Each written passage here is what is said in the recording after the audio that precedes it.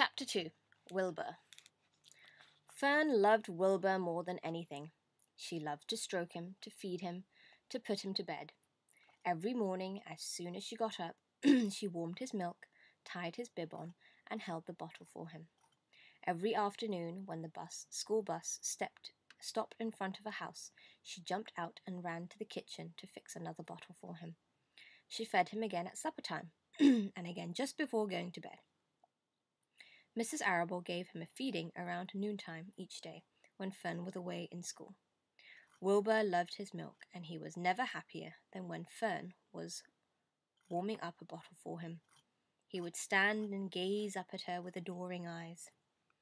For the first few days of his life, Wilbur was allowed to live in a box near the stove in the kitchen. When Mrs. Arable complained, he was moved to a bigger box in the woodshed. At 2 weeks of age, he was moved outdoors. It was apple blossom time, and the days were getting warmer.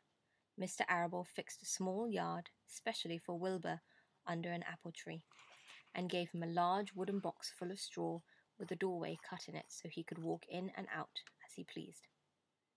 "Won't he be cold at night?" asked Fern. "No," said her father. "You watch and see what he does." Carrying a bottle of milk, Fern sat down under the apple tree inside the yard. Wilbur ran to her, and she held the bottle for him while he sucked.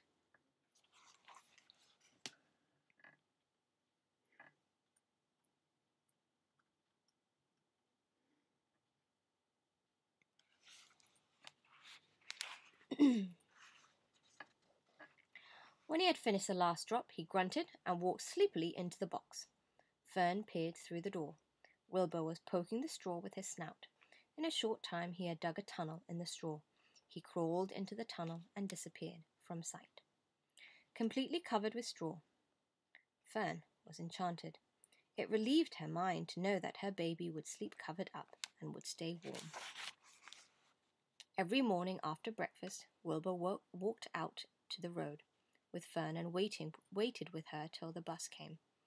She would wave goodbye to him, and he would stand and watch the bus until it vanished around a turn. While Fern was in school, Wilbur was shut up inside his yard. As soon as she got home in the afternoon, she would take him out, and he would follow her around the place. If she went into the house, Wilbur went too. If she went upstairs, Wilbur would wait at the bottom step until she came down again. If she took her doll for a walk in the doll carriage, Wilbur followed along. Sometimes on these journeys, Wilbur would get tired, and Fern would pick him up and put him in the carriage alongside the doll. He liked this, and if he was very tired, he would close his eyes and go to sleep under the doll's blanket. He looked cute when his eyes were closed because his lashes were so long. The doll would close her eyes too, and Fern would wheel the carriage very slowly and smoothly so as not to wake her infants.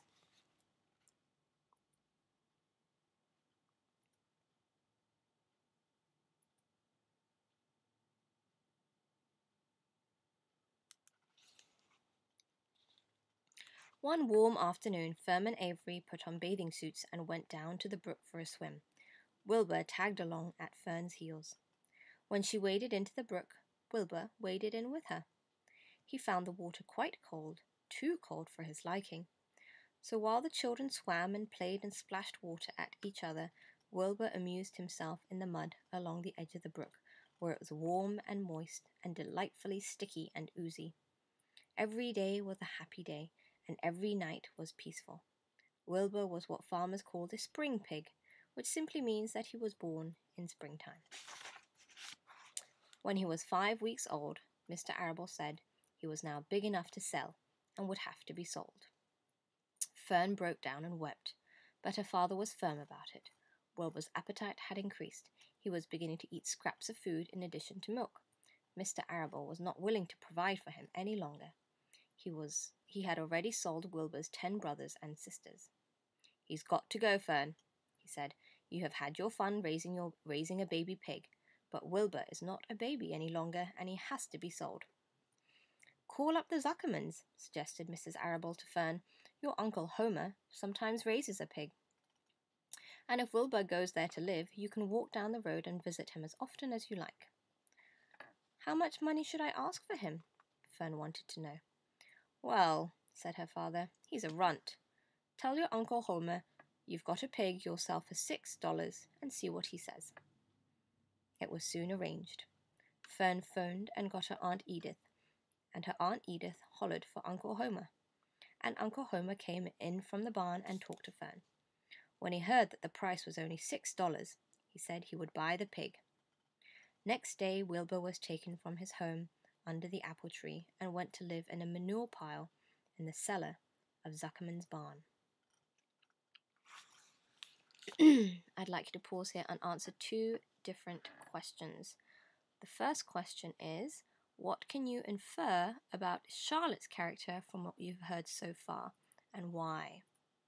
So give clues to back up your answer here as well. And the next question is, how do you think Wilbur feels about being moved to a different farm?